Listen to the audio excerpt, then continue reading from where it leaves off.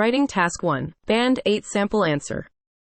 Writing Task 1. Band 8 Sample Answer. Question. The chart shows the results of a survey about people's coffee and tea buying and drinking habits in 5 Australian cities. Summarizes the information by selecting and reporting the main features and make comparisons where relevant. Write at least 150 words.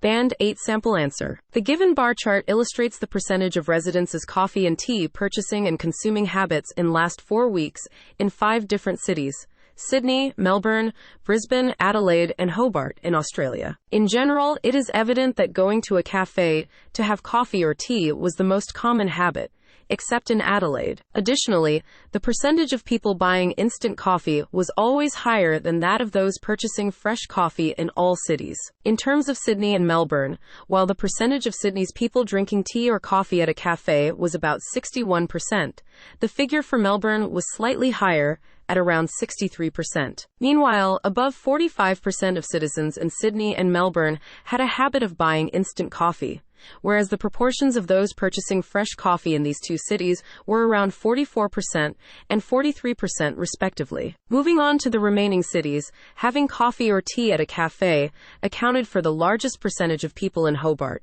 followed by Brisbane and Adelaide at approximately 51% and 49% respectively. At the same time, around 53% of people in Brisbane and Hobart chose to buy instant coffee, compared to nearly 50% of those in Adelaide. Finally, a close similarity can be seen in the percentage of people buying fresh coffee in Brisbane and Adelaide, at around 34%, while Hobart's figure was higher, at roughly 38%.